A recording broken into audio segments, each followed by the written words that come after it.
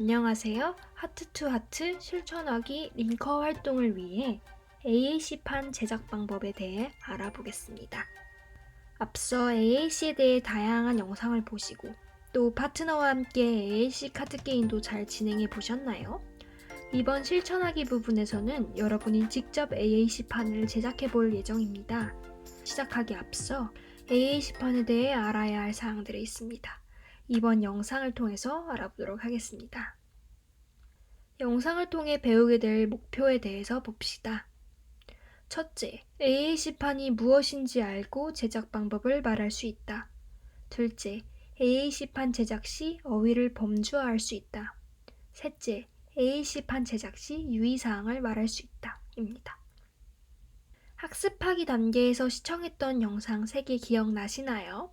배웠던 것을 다시 한번 살펴보도록 하겠습니다. 먼저 AAC란 무엇이었죠?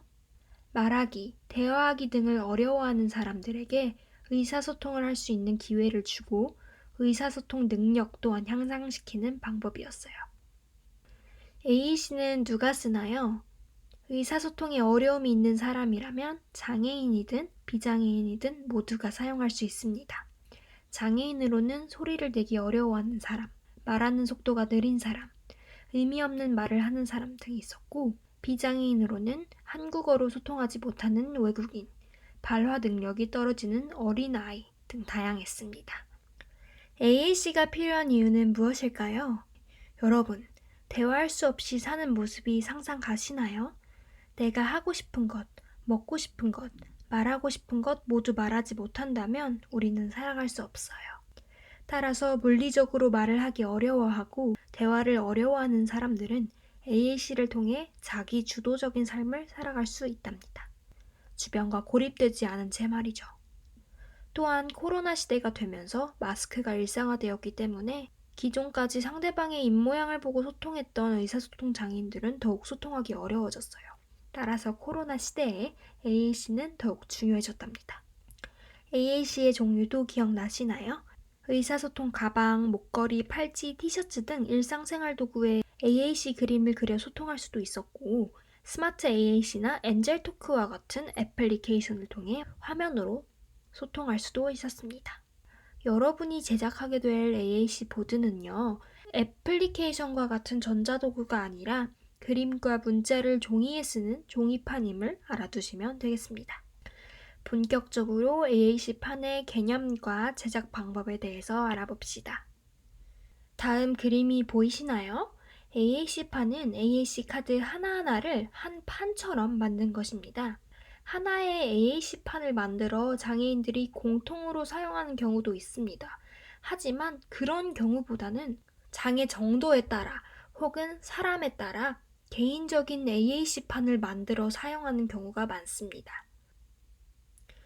그리고 개별적으로 만들 때 의사소통 사전으로 장애 학생이 자주 사용하는 상징들을 묻고 이후 AAC판이나 AAC 카드를 제작하는 것이 바람직합니다.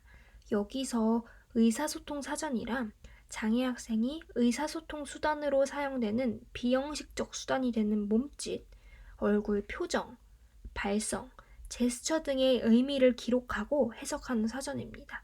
따라서 장애인이 평소에 어떤 몸짓을 사용하여 의사소통하는지에 대해 생각해보고 정리하는 단계가 필요합니다. 다음으로 AAC 어휘 범주에 대해서 알아봅시다. 범주란 범위를 뜻하죠. 즉 AAC판에 적히는 어휘의 범위에 대해서 알아보는 시간입니다. 어휘는 2가지 범주로 나뉩니다. 첫 번째, 공통어휘란 여러 활동 간에도 늘 공통적으로 사용하는 말입니다. 일반 어휘는 특정한 장소에서 필요한 말입니다. 자세히 알아보겠습니다. 공통어휘는 여러 활동 간에도 늘 공통적으로 사용하는 말로 먼저 사회어가 있습니다. 사회어는 사회생활을 하면서 사용하는 말을 의미해요. 예를 들어 안녕하세요, 잘 가요, 고마워요, 미안해요와 같은 인사말, 감사말 등이 포함됩니다. 긴급어는 장애인이 위급 상황에서 사용하는 말을 의미해요. 예를 들어 휠체어에 발이 끼었어요, 119를 불러주세요 같은 말이 포함됩니다. 기분 감정어는 자신의 현재 기분을 나타내는 단어입니다. 예를 들어 좋다, 싫다, 기대된다, 억울하다 등이 있습니다. 질문 대답어는 상대방에게 물어보거나 상대방의 질문에 대해 대답하는 단어입니다. 예를 들어 이거 뭐예요? 몇 시예요? 네, 아니요 등이 포함됩니다. 마지막으로 나의 문장은 장애인이 개별적으로 자주 사용하는 표현을 의미합니다. 예를 들어 천천히 말해주세요와 같은 문장이 가능합니다. 두 번째로는 특정한 장소에서 필요한 일반 어휘였습니다. 모든 상황에서 쓰이는 말이라기보다는 집, 학교, 유치원, 병원, 마트, 은행, 도서관, 놀이 등 특정한 장소에서 필요한 말입니다. 예를 들어 학교에서 수업에 대해 대화하는 상황, 병원에서 진료하는 상황, 지역사회에서 쇼핑하는 상황, 교통수단을 이용하는 상황에서 필요한 단어들이 일반 어휘에 포함됩니다. 공통어휘와 일반 어휘가 어떤 것인지 이해하셨나요? 기억해 두셔야 할 것이 있습니다. 예를 들어 어떤 한 단어가 있다면 이것이 공통어휘인지 일반 어휘인지 구분할 수는 없습니다. 상황에 따라 공통어휘가 될 수도 일반 어휘가 될 수도 있다는 것을 알아주세요. 마지막으로 AAC판 제작 시 유의사항에 대해서 알아봅시다. 첫 번째, 모든 연령대에서 사용할 수 있는 어휘를 선택해야 합니다. 어린아이, 청소년, 대학생활, 결혼과 육아, 직장인 등 상관없이 최대한 모두가 알 수 있는 단어로 구성할 필요가 있습니다. 두 번째, 다양한 장애 유형의 사용자 특성을 고려한 어휘를 선택해야 합니다. 장애 유형에 따라 필요한 어휘가 모두 다르답니다. 예를 들면 시력이 매우 낮은 시각장애인의 경우 AAC판의 글씨를 크게, 발작을 자주 일으키는 장애인이라면 긴급어를 눈에 띄게 제작하는 방법이 있겠죠. 세 번째, 우리나라 고유의 문화와 언어 특성을 반영해야 합니다. 우리나라 사람들이 사용하는 AAC를 제작하는 것이니 한국 특유의 문화를 반영하면 좋습니다. 예를 들어 우리나라 식생활, 김치, 된장찌개, 송편, 우리나라 교통수단, 서울역, 인천공항, 우리나라의 명절, 설날, 추석, 3.1절, 우리나라 높임말, 안녕, 안녕하세요를 고려할 수 있겠습니다. 네 번째, 단순히 명사로만 구성하지 말아야 합니다. AAC판을 사용할 때 단순히 명사만 선택하는 것이 아닙니다. 커피, 나무, 의자, 병원으로만 카드가 이루어지면 대화가 될까요? 되지 않습니다. 질문, 대답, 인사, 묘사, 지시 등 정교한 의사소통이 가능하도록 해야 하는데요. 그러려면 목적어, 질문어, 느낌표, 물음표 등 추가할 필요가 있습니다. 다섯 번째, 핵심 단어를 추가해야 합니다. 핵심 단어란 어떤 상황에서든 쓸 수 있는 단어를 의미합니다. 예를 들어 더, 도와주세요, 아니다, 좋다, 보다, 가다, 원하다 등 명사, 동사, 서술어를 의미해요. 앞서 배웠던 공통어휘와 비슷한 개념입니다. 다음 두 그림을 볼까요? A 그림은 일반적인 AAC이고 B는 핵심 단어를 추가한 AAC입니다. 왼쪽 AAC 차트로는 메뉴를 주문하는 것을 제외하면 할 수 있는 게 별로 없습니다. B 차트를 사용하면 케이크를 원하십니까? 그것은 내 케이크입니다. 우유가 없습니다 등 소통의 범위가 넓어집니다. 물음표와 동사 등이 포함되어 있기 때문이죠.